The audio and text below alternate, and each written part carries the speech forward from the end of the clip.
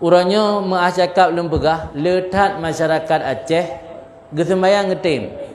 Tapi cara getung wudu ana betul. Beuna depu melaksanakan ibadat yang fasid sama lagi hana ibadat si. Ada orang nganggap yakin sembahyang yang tapi sembahyangnya mah.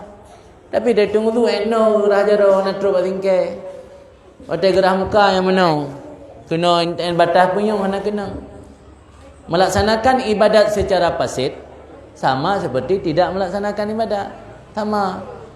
Jadi baik tak kalian nak sembahyang betul ina tapi kesah nasah. Sebab ulama urinang mak cakap yang galak pakai make up nah. Menyara dia pakai make up tu baik. Ngan menyawatan dia wudu. Air yang dibasuh muka itu dimaksudnya untuk basuhan pertama yang hukumnya wajib. Menyo bekasan make up golong gadah. Yang yang red atau muka tidak lagi menyucikan.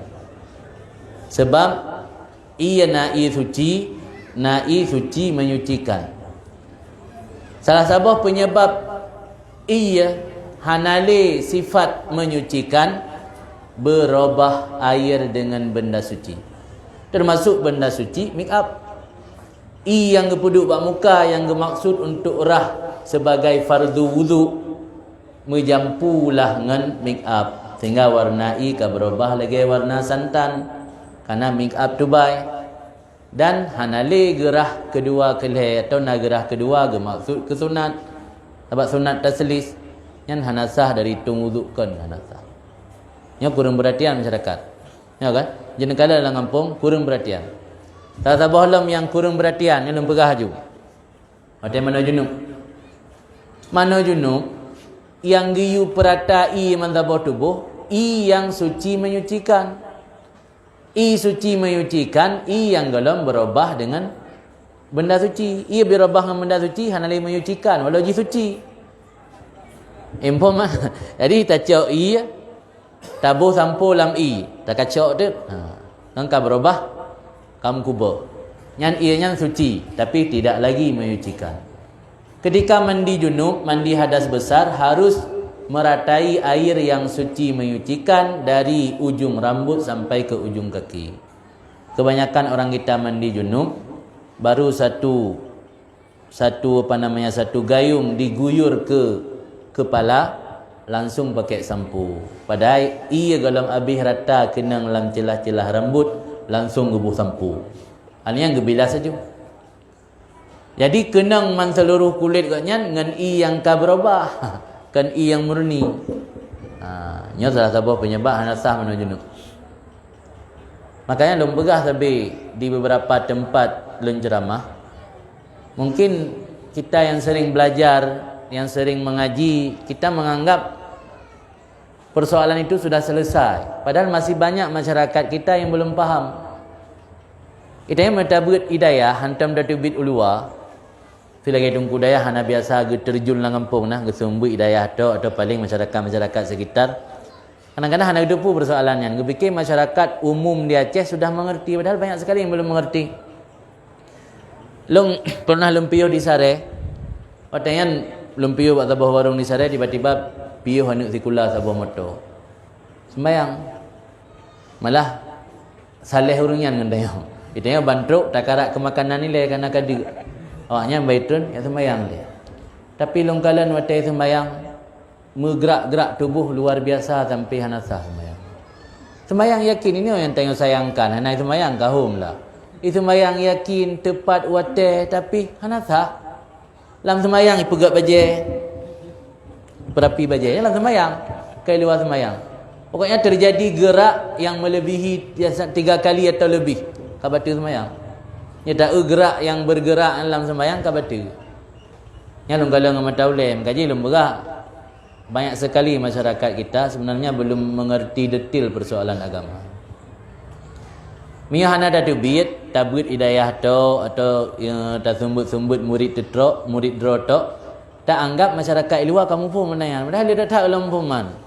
Dia tak masyarakat tanya yang hana lom faham agama. ulam wate getung wuduk kena bea bak silap baje no tok lipat rah jaro ana truk na batingke ana tahu tu ana tahu tu panasa sembayang ah di sembayangnya dalam keadaan fasid, sembayang batal, sembayang rusak. Orang yang melaksanakan ibadat rusak tidak sah, berarti dia tidak salat namanya. Walaupun yang gedang bak sah ke mangga berah lemak gak kusyuk tak sembayang pang kusyuk syaitan yang bergaru. Syaitan mekalan tanya ibadat hanasah. Mekalan menurut ilmu syaitan. Dia tahu rumah malam je. Menurut ilmu syaitan baik nyo sembayangnya hanasah lagi nyo cara sembayang. Nyai pegah je bana buah nak pergarule. Yang jaga sajan nayo garulam. Jadi ji yang garu-garu le syaitan yang kira-kira ibadat tanya memiliki potensi sah. Nyo kajelah hansah puyak garulam. Kalau pegah hati ko kusyuk sembayang. Wang kusyuk mana sah. Nan berarti digaga watai ni ibadat muri kusyuk dari ura lain. Mana leh ni salim mencukeh je dengan nengku nak ejecak bagi. Ya kah? Yang mungkin nak pernah tak alami tanya tiro-doro. Yang tak sabar tanda yang ibadat tanya rusak. Biasa je kucung anda tahu bergaru. Jen je bergaru urung yang nak kesempatan untuk sah. Minta cara baik sah juga ipu-ipu. Long zaman long dengar ceramah Abu Kumala. Abu Kumala yang saya boleh tinggal abun Samalanga yang Medan. Dipegali beliau najin sabah kat tua long nan iji hanabut ilain imain lang kawasan dubur tanya. Asal kali datang wuduk si cukai-cukai hinan mangak ragu tu kai tibi gentet. Watai lon sumbut baru merempak. Kalau sumbut watayan kaglah 8 baru merempak hadisnya dapat ji nalang hadis kan. Nah hadis yang dibuat Nabi na syaitan tiro yang iji hanabu lain tugas kawasannya. Kawasannya tugas ji kawasan kenepot. Ya saya na urang kali tu sembayang si ya pruh le dia perasaan sang tibi angin, tibi gentet. Jadi nyan punya orang yang mentang memiliki potensi untuk sah sembahyang. Mamnya kapati hanasah. Kan jangan garulean ni kai kirangan ni. Maka dia tanya khusus ji masyarakat Aceh yang udip tanya tong ndayah tong tungku tong orang nak ilmu tak jadikan kesempatannya untuk perbaiki ibadat tanya. Sebab kan han gepemaah menyata biarkan rolam kebodohan. Sebab orang yang gepemaah dalam keadaan jahil dua macam. Pertama orang bandama Islam. Yang kedua orang yang udip jiuh dengan orang yang mengerti ilmu. Lu rasa mandua boh tanya ke hana lah ngampung ni. Pun tanya mandum orang katrib lai Islam kan bandama. Lai nek tu kan kalai Islam. Alian hana jiuh ulama. Sebab ulama yang masuk inan pikan ulama karismatik atau MPU. Orang yang mengerti hukum. Itanya pelih hukum tentang cara wudu, cara mano, cara sembahyang. Nah, kampungnya yang mengerti berarti nah ulama dalam bidangnya. Berarti mereka biarkan diri lang kebodohan hang pemaah. Maka gepegah lang kitab Tufah jilid 10 oleh Ibnu Hajar tarkut ta'allum min kabirah. Maksud tarkut ta'allum nan ta'allum sesuatu yang fardhu'in watuh tu. Yang fardhu'in belajar cara bersuci, cara mengaksah salat fardhu'in. Membiarkan diri dalam kebodohan hantar belajar cara untuk mengaksah ibadat yang dosa raya.